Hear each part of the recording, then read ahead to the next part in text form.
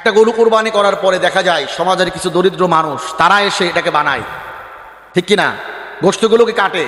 তো কোরবানি করার পরে এই শ্রমিককে আমরা পারিশ্রমিক দেই কোরবানির গোশত দ্বারা, দেই কি দেই না? আমাদের সমাজের মধ্যে এটা বহুল প্রচলিত একটা কাজ, সেটা হলো কোরবানির পশুর গোশত দ্বারা শ্রমিককে আমরা পারিশ্রমিক দিচ্ছি। যারা কোরবানির গোশত বানাচ্ছে অথবা জবাই করেছে এমন ব্যক্তিকে কোরবানির গোশত থেকে আমরা পারিশ্রমিক দেই। যদি এটা করা হয় পুরা কোরবানিটাই বাতিল হয়ে যাবে, এটা করা যাবে না। এটা করলে কোরবানি কবুল হবে না আল্লাহর দরবার। শ্রমিককে পারিশ্রমিক দিতে হবে আপনার নিজের পকেট থেকে। কোরবানির গোশত দ্বারা অথবা চামড়ার টাকা দ্বারা শ্রমিককে আপনি পারিশ্রমিক দিবেন, আপনার কোরবানি হবে না। অনেক সময় সমাজগতভাবে আমরা যারা কোরবানি দেই, সমাজের পোষগুলোকে, চামড়াগুলোকে এক জায়গায় করা হয়, এগুলোকে বিক্রি করার পরে ইমাম সাহেবকে আমরা কোরবানির জবাই করার টাকা এই পোষের টাকা থেকে দেই। কথা বলেন ঠিক কিনা? আপনার কোরবানি কবুল হবে না আল্লাহ দরবারে, কোরবানি বাতিল হয়ে যাবে, হারাম হয়ে যাবে। কোরবানির পশুর টাকা থেকে আপনি জবাইকারীকে অথবা গোশত যিনি বানালেন তাকে আপনি পারিশ্রমিক দিতে পারবেন না, পকেট থেকে দিতে হবে। খুব ভালো করে বুঝবেন, এটা করা যাবে না। যারা কোরবানির গোশত বানাচ্ছেন এদেরকে আপনার পকেট থেকে পারিশ্রমিক দিবেন। স্বজন হিসাবে, পাড়া প্রতিবেশী হিসেবে আপনি দিতে পারেন, আপনার ভাগ থেকে আপনি দিতে পারেন, কোনো সমস্যা নাই, দিতে পারেন। কিন্তু পারিশ্রমিক হিসাবে দিবেন, আপনার কোরবানি বাতিল হয়ে যাবে, দিতে পারবেন না। যিনি জবাই করেছেন এবং যিনি গোশত বানিয়েছেন, কেটে দিয়েছেন, তাকে পারিশ্রমিক পকেট থেকে দিবেন। আপনার পকেট থেকে টাকা খরচ করবেন। 1 লাখ টাকা দিয়ে, 1.5 লক্ষ টাকা দিয়ে একটা কোরবানির পশু কিনতে পারেন, যিনি জবাই করে তার হাতে 500 টাকা দিতে পারেন না। কার উদ্দেশ্যে আপনি কোরবানি করতেছেন?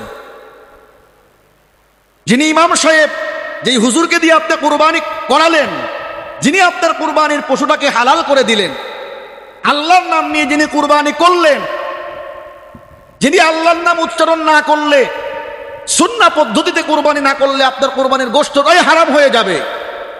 তো যিনি আপনার 1.5 লক্ষ টাকা, 2 লক্ষ টাকার একটা পশু হালাল করে দিলেন আল্লাহর নামে জবাই করার মাধ্যমে, তাকে 500 টাকা পকেট থেকে দিতে পারেন না? তাহলে কাকে সন্তুষ্ট করার জন্য আপনি কোরবানি করতেছেন? তো অনেক সমাজের মধ্যে এই সিস্টেম আছে, আমি জানি না আপনাদের সমাজের কি সিস্টেম। অনেক সমাজের মধ্যে এই সিস্টেম আছে, সমাজের পক্ষ থেকে পোষের টাকা দিয়ে ইমাম সাহেবকে টাকা হাদিয়া পরিশোধ করা হয়। অনেক সময় গোশত দিয়ে ইমাম সাহেবকে পরিশোধ করা হয়। যারা গোশত বানায় তাদেরকে পারিশ্রমিক দেওয়া হয় না। আপনার কোরবানি আল্লাহর দরবারে কবুল হবে না। মনে রাখতে হবে, আপনার পকেট থেকে 500 টাকা খরচ করা, 200 টাকা খরচ করা কঠিন কিছু না। চেষ্টা করবেন এইটা। কি অবাক লাগতেছে? অনেক মাসলে অবাক লাগবে, অনেক কিছুই শোনেন নাই, জানেন নাই।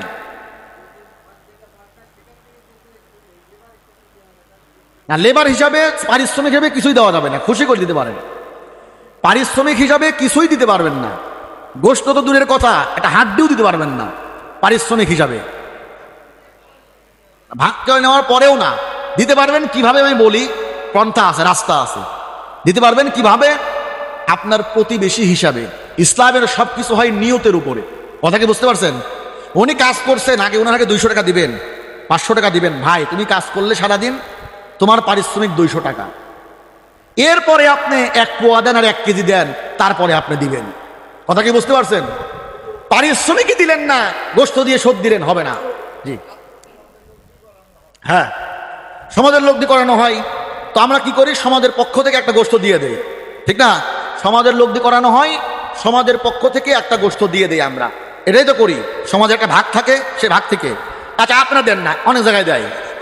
যেমন আমাদের সমাজের সিস্টেম কি, যে সমাজে একটা ভাগ রেখে যাচ্ছে, ওই ভাগ থেকে করে কি, ভাগের বন্টন করার আগেই যারা কাজ করছে ওদেরকে দেয়।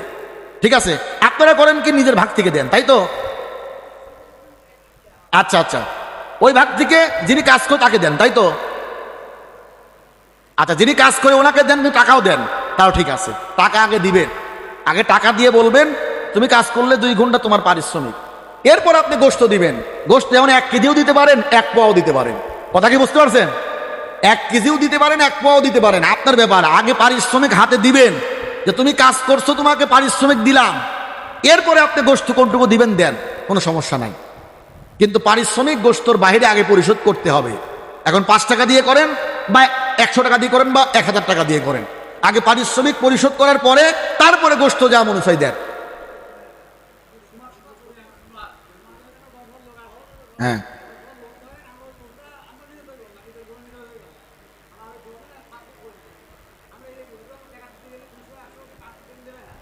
না নিলে পরে অন্য পন্থাই করতে হবে। না নিবে না কেন বুঝাবেন, আপনাদের বুঝতে নিতে হবে তো।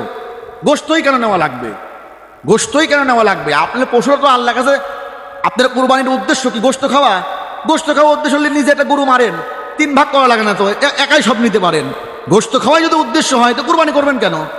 নামের কুরবানি করে 1 ভাগ আত্মীয় স্বজন দিবেন কেন, 1 ভাগ ফকির মিস্ত্রি দিবেন কেন? 3 ভাগে আপনি নেন। কে বলছে আপনাকে কুরবানি করতে? আচ্ছা, বেগার হিসাবে নিয়ে আসলে পরে তার পারিশ্রমিক আগে দিবেন। বেগার হিসাবে নিয়ে আসলে পরে তাকে আগে পারিশ্রমিক দিবেন যে ভাই তুমি সারাদিন কাজ করবে, তোমার পারিশ্রমিক কয় টাকা বলো, মিটাই নিবেন। হ্যাঁ, আমার পারিশ্রমিক 1000 টাকা, ঠিক আছে তোমাকে 1000 টাকা দেওয়া হবে, কথা শেষ। আগে 1000 টাকা দিবেন, তারপরে অন্য কথা। যদি এই পন্থায় করেন কুরবানি হবে না। পৃথিবীর কোন মুফতি সাহেব যদি ফতোয়া দিতে পারে, আমি এখান থেকে কান ধরে ফতোয়াকে উদ্ধ করব। যদি কুরবানির গোশত থেকে পারিশ্রমিক দেওয়া হয়, কুরবানি কবুল হবে না, হবে না, হবে না। এটার বিপরীত যদি কেউ ফতোয়া দিতে পারে, তাহলে আমি কান ধরে আমার এই ফতোয়াকে উদ্ধ করব। প্রত্যেকটা সমাজের মধ্যে এই সিস্টেম আছে, প্রত্যেকটা সমাজের মধ্যে যে সমাজে কাজ করতেছে ওদেরকে গোশত থেকে পারিশ্রমিক দেওয়া হচ্ছে না। হবে না, হবে না, হবে না, হবে না। পৃথিবীর কোন মুফতি সাহেব এটাকে জায়েজ করতে পারবে না, এটা না জায়েজ। আর মানবেন কি না মানবেন আপনার ব্যাপার। আমি তো সরকার না, আমি তো এলাকার মরল না যে বাধ্য করবো আপনাদেরকে। আমার কাজ এখান থেকে ফতোয়া দেওয়া। অনেক সময় ভালো লাগবে, অনেক সময় ভালো লাগবে না, এটা হয়তো সত্য কথা। এখন যিনি কাজ করেন ওনার সঙ্গে মিটায় নেন, তোমরা 5 জন কাজ করতেছো 5000 টাকা দিব, 5 জন কাজ করতেছো একজনকে 500 করে টাকা দেবো, মিটায় নেন। এরপরে গোশত আপনি ধরে দিবেন নাকি কম দিবেন নাকি দিবেনই না, এটা আপনার ব্যাপার। কথা কি বুঝতে পারেন? ঠিক আছে, এটা ক্লিয়ার? ঠিক আছে, আমার চুপ করুন, কোনো সমস্যা নেই। 1 ভাগ, 2 ভাগ, 3 ভাগ, 4 ভাগ, 5 ভাগ, 6 ভাগ, 7 ভাগ, যে কোনো ভাগে কোরবানি দিতে পারবেন। 6 ভাগ 6 জন সমান টাকা দিয়ে একটা কোরবানি দিবেন, কোনো সমস্যা নাই। বুঝতে পারছেন?